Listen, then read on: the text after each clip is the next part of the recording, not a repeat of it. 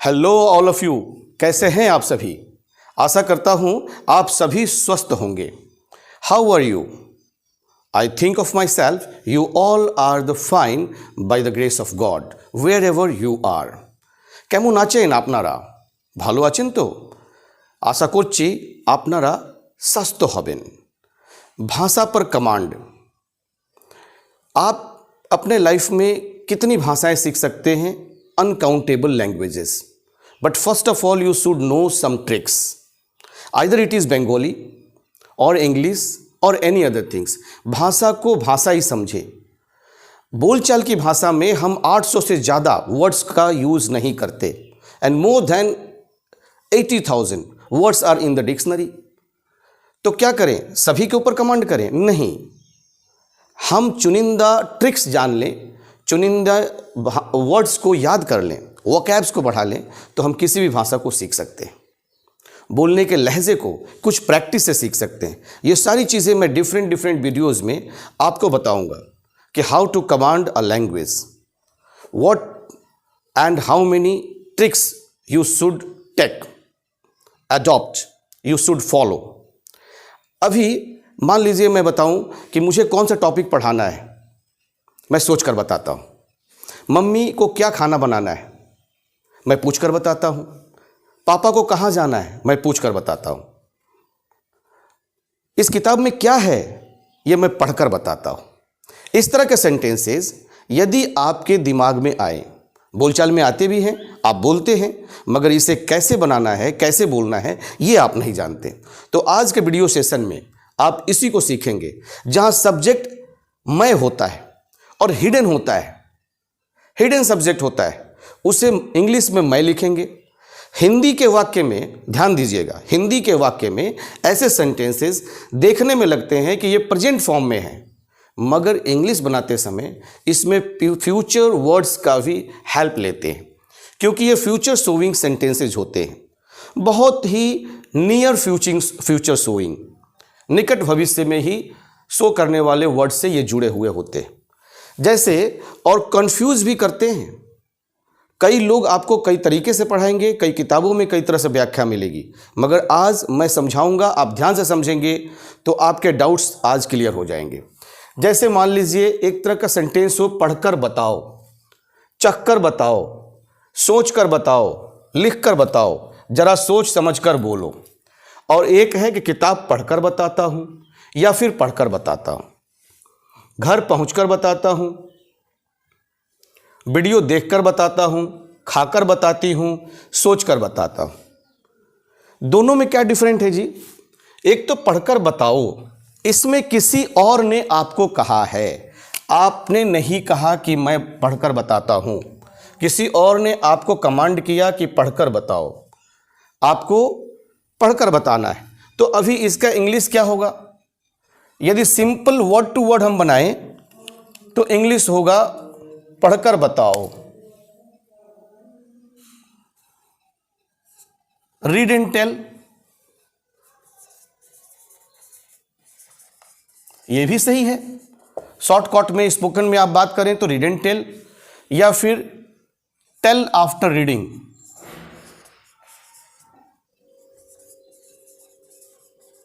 ये भी सही है, टेल आफ्टर रीडिंग, क्योंकि ये इंपरेटिव वाले सेंटेंसेस हैं। पढ़कर बताओ, कोई हमें आज्ञा दे रहा है कि पढ़कर बताओ, टेल आफ्टर रीडिंग। चखकर बताओ, आप ये भी होगा test and tell.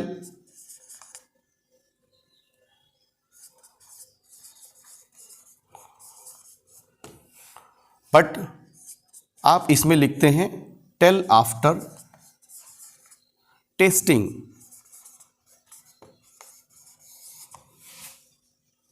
Tell after testing. सोच कर बताओ, क्या होगा? Think and tell. यह भी होगा। पहले सोचकर का ही हम थिंक लिए और फिर थिंक एंड से, यह भी हो सकता है थिंक एंड से।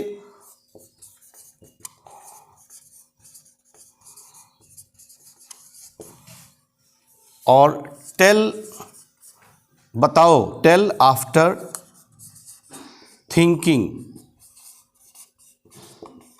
ये भी लिखेंगे कमांड वाले सेंटेंस में, टेल आफ्टर थिंकिंग। लिखकर बताओ, क्या होगा? शॉर्टकट में आप स्पोकन में बात करना है तो राइट एंड टेल, या फिर tell after writing.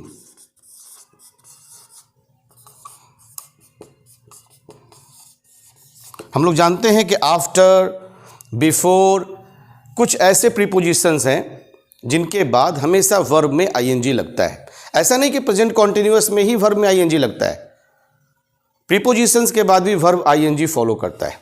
जीरेंट form of में वर्ब आईएनजी फॉलो करता है, पार्टिसिपल में वर्ब आईएनजी होता है, मगर इसे हम बताएंगे कब और कैसे। जरा सोच समझकर बोलो, जरा सोच समझकर बोलो।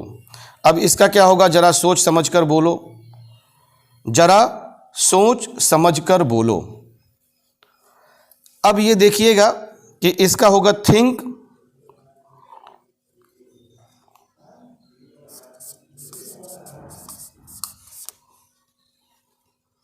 Before speak.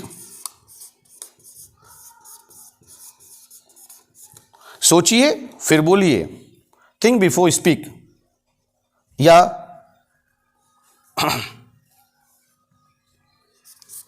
Think before lip. सोच समझकर बोलो, think before speak, think before lip. लेकिन इस तरह के सेंटेंस किताब पढ़कर बताता हूं, इसको भी लोग इस तरह बना देते हैं, किताब पढ़कर बताता हूं, tell after reading the book, या पढ़कर बताता हूं, tell after reading the book.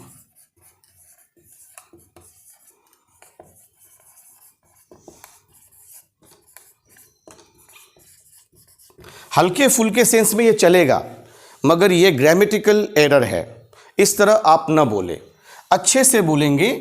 Spoken में कुछ भी बोल देंगे, लोग समझ लेंगे, मगर नहीं। इसको आप ध्यान से देखिए, किताब पढ़कर बताता हूँ। क्या यहाँ मैं छुपा नहीं है? मैं हिडन सब्जेक्ट है कि मैं किताब पढ़कर बताता हूँ, कि किताब में क्या है आपको समझाऊंगा। पढ़कर बताता हूँ में भी मैं छुपा हुआ है। दिखने में ये प्रेजेंट लगता है, मगर मैं पहले किताब पढ़ने का काम करता हूँ, किताब पढ़ने का काम करता हूँ, फिर उसके बाद बताने का काम करूँगा। इसमें दो वर्ब है, एक किताब पढ़ने का काम करना, उसके बाद बताने का काम करना। तो हमेशा हम जब दो वर्ब वाले सेंटेंस में एक वर्ब को आईएनजी फॉर्म में लिखते हैं, और इसमें किताब पढ़ने का काम रिसेंट में हो रहा है और बताने का काम फ्यूचर में होता है।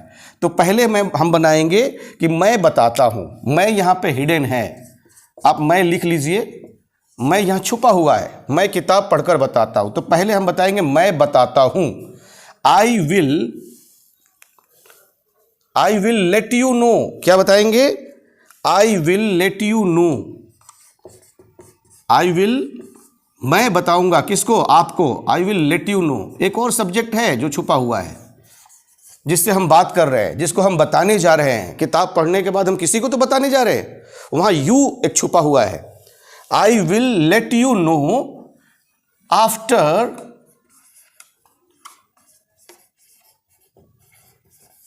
रीडिंग द बुक,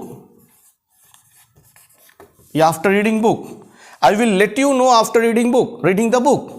घर पहुंचकर बताता हूं। इसी तरह इसका मतलब हुआ मैं घर पहुंचकर बताता हूं। घर पहुंचने का काम पहले होता है, अब बताता हूं जब पहुंच जाऊंगा तो बताऊंगा। तो ये बताने वाला लेकिन पहले हम बनाएंगे, ये पहुंचकर, घर पहुंचकर बाद में लिखेंगे। हाउ, कैसे बनाएंगे? आई will let you know after reaching home. I will let you know after reaching home. मैं घर पहुंचकर बताता हूं। एक वर्ब लेट भी है, नो भी है, ये सभी वर्ब्स ही हैं। दूसरा रीचिंग, इसको हमने कर दिया किस फॉर्म में? पार्टिसिपल फॉर्म में। पार्टिसिपल फॉर्म बीच में वर्ब बन के आता है, और देखने में वर्ब होता है लेकिन होता है एडजेक्टिव है। ये होम यहाँ पे नाउन है, और नाउन की परिभाषा क्वालिफाई कर रहा है रीचिंग, तो ये एडजेक्टिव है। पार्टिसिपल 3 तरह के होते हैं, ये अलग वीडियो में मैं आपको बताऊंगा। आई will let you know after reaching home, video देखकर बताता हूं। आई विल लेट यू नो, मैं आपको बताऊंगा या बताता हूं। आई will let you know after watching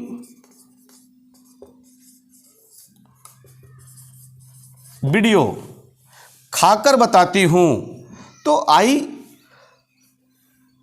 boy child और गर्ल चाइल्ड दोनों के लिए लग सकता है। I will let you no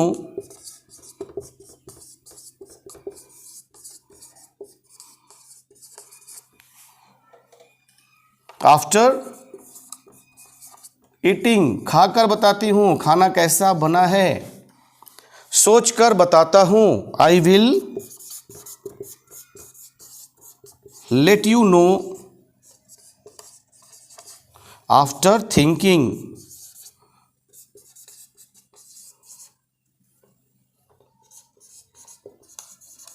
इस तरह बनाएंगे। अब इसमें चलते चलते जेरंड और पार्टिसिपल, डाउट मत रखिए जेरंड कब होता है, जब वर्ब 1 प्लस आईएनजी, ये वर्ब के 4th फॉर्म होते हैं, सेंटेंस के सब्जेक्ट बनकर आए, मतलब नाउन बनकर आए। जैसे swimming is a best exercise, swimming subject बनकर आया है, swimming is a best exercise noun बनकर आया है, कर्ता का काम कर रहा है।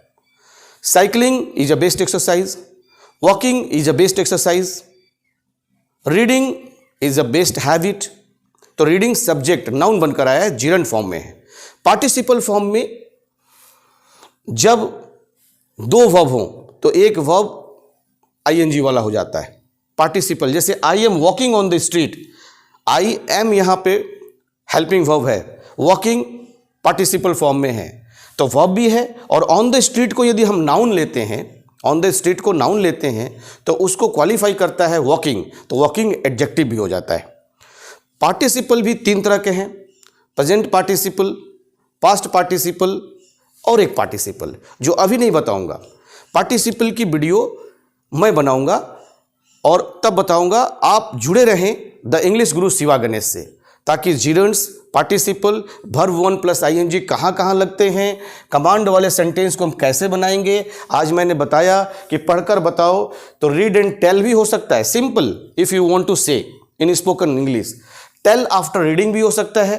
फिर लास्ट वाले को, पहले बताओ को हम लेते हैं टेल आफ्टर रीडिंग, इसको कर देते हैं पार्टिसिपल में। फिर उसके बाद मैं किताब पढ़कर बताता हूँ, आई will let you know after reading the book. दोनों में कंफ्यूजन नहीं रखेंगे, इसे जूम किया जाए और इसे आप पॉज करके लिखेंगे, प्रैक्टिस करेंगे। Practice makes your doubt clear. Thank you, bye bye, zoom it.